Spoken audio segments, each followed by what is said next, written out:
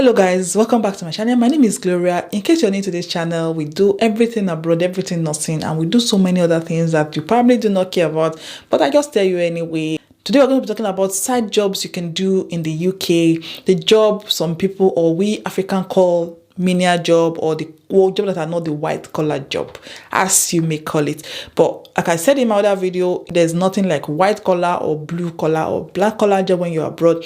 Everybody is treated as important as the other person. Everybody is important. As long as you wake up, you're not stealing, you're not killing, you go to your work and you come back, you're respected. Somebody who is cleaning or who is even picking the garbage is as important as somebody who is a doctor, who is a nurse, who is a lawyer, who is working in one firm, or who is the manager somewhere. We all are important. I've said it before. I said some cars or the things most of my colleagues who are maybe in domestic or doing domestic in my office, the things they have their houses, they have cars, they have children who are in university, they are more successful financially than I am. So all those your issue of white collar job, if you're one of those ones that want the white collar job, I'm not saying you cannot get white collar job. You can get white collar job depending on what you study, your area of specialization, and how of demand what you want to get is in the UK. If you are the one that wants white collar job, I don't think this video is for you.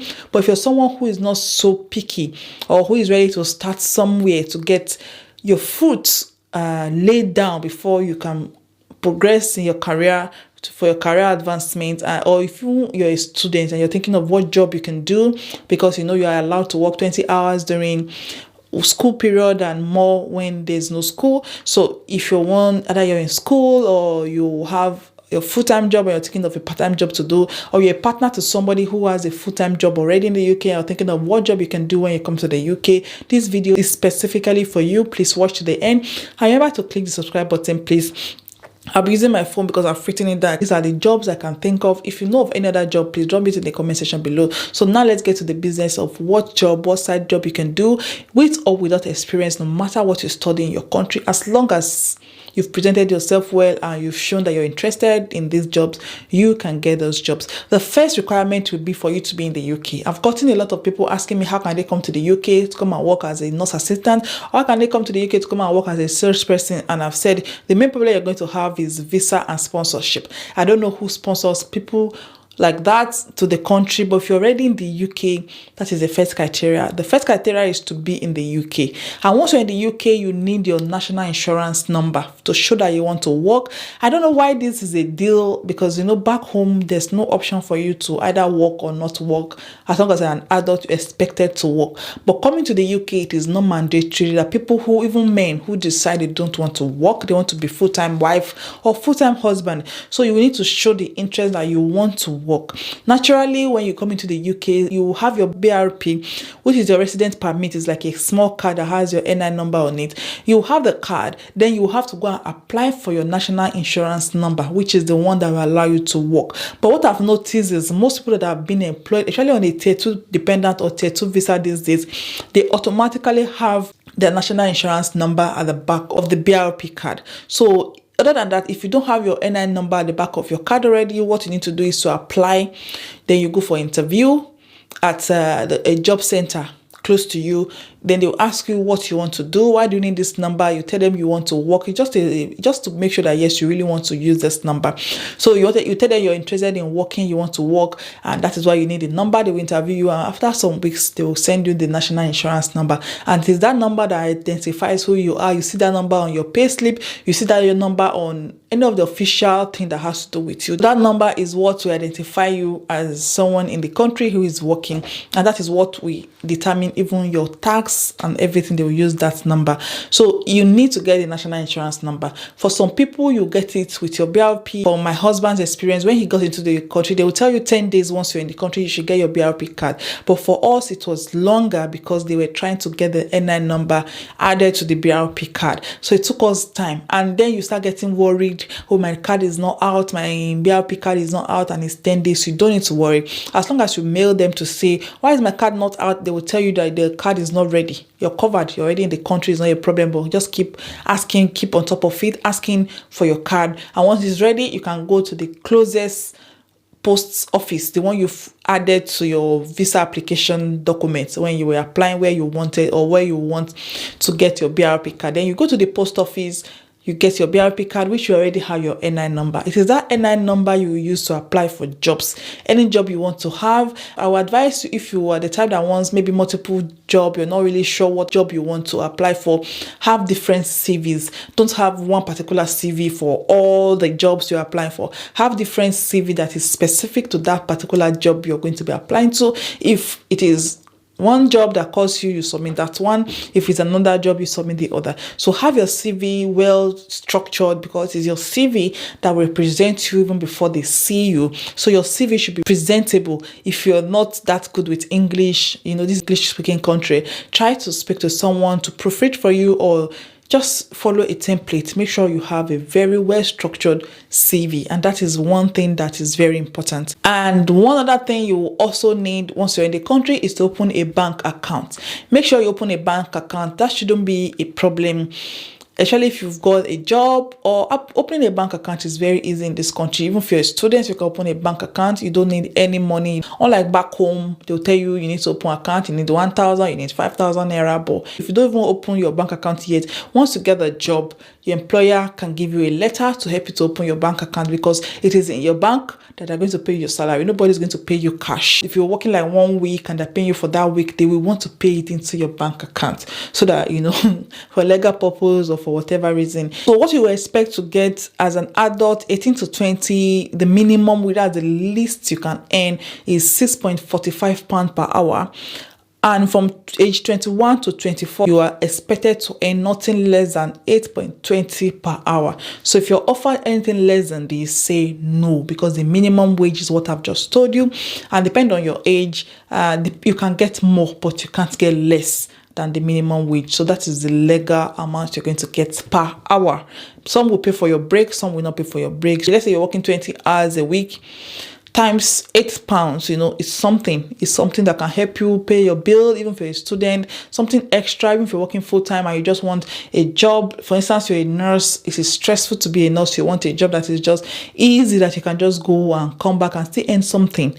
Apart from your strenuous job, these are some of the jobs you can consider. Work in a restaurant as a waitress, a waiter, serve drinks, serve food, receptionist, take orders. You don't need the experience, you don't need any qualification for these jobs.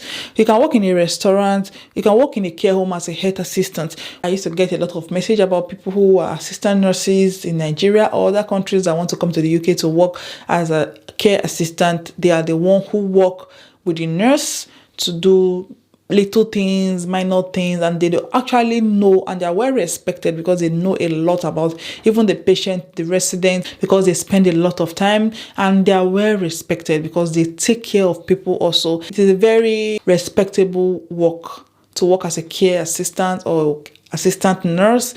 Once you're in the country, it is not difficult. You have a lot of care homes, a lot of hospitals that want people who will be able to work as care assistants. You can work as a salesperson. Any of the shops on the high street, you always see their adverts are on the window. They'll just say sales girls or salesperson wanted. You can work as either you're going to be filling the cabinets, even in supermarkets, you can either be refilling the cabinet, attending to customer, taking cash, taking money, just one thing or the other. You can work in sales, either as a sales rep, a salesperson. You can work as a delivery driver, but with that you need your driver's license. And one tip I will tell you before you come into the UK is try to learn how to drive a little bit, even if you cannot learn how to drive very well, because driving lessons are very, very expensive. So try to learn how to drive a little bit before you come into the country. If you're going to be working as a delivery person, in the UK they usually use manual cars, so it is advisable for you to learn how to drive manual car. But if you cannot, when you come to the country, you can still learn, drive and pass, but it is advisable for you to learn how to drive already. And delivery drivers are well paid,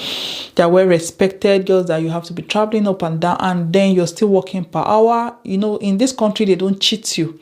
Whatever hour you work is what you get paid, unlike back home that you can work the whole morning and night every day and you still get the same salary at the end of the month. But this one, the more you work, the more you earn your money. If you cannot work, you call off sick, you have sick days, you have leave, and you're as entitled to somebody who is a full-time as somebody who is a part-time.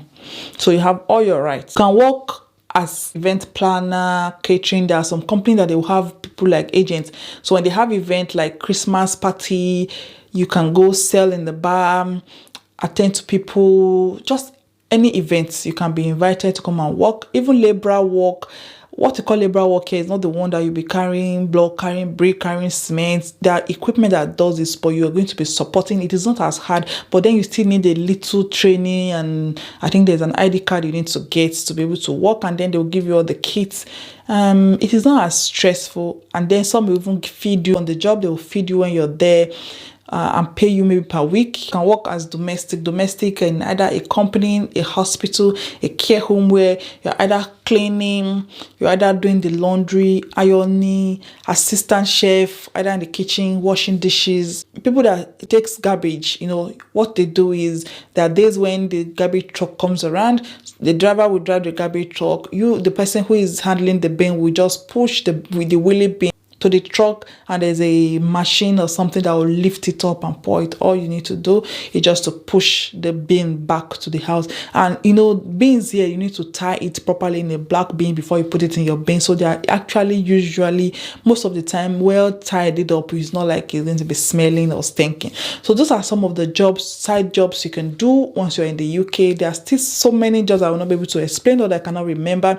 If you know any other job, please link it down below in case somebody is interested. I'm not saying you cannot get a white collar job. Definitely you can get a white collar job. You can get any job you want, depend on your experience, depend on how ready you are to wait to get that job, and depend on how demanding your profession is or how in demand it is. That is all I can say about a side job that you can do once you're in the UK, with or without any experience, or with or without any qualification once you're already in the UK. I hope you enjoyed this video. Please like and subscribe because it is just free. Press the subscribe button, and then each time I post my video, you are able to be aware. You'll be one of the first people that sees or watches it, and you will not miss any other video that I'm going to be making. Thank you so much for your love. Thank you for all your support. I'll see you in my next video. Until then, stay safe, take care, and remember, you can do it. I'll see you.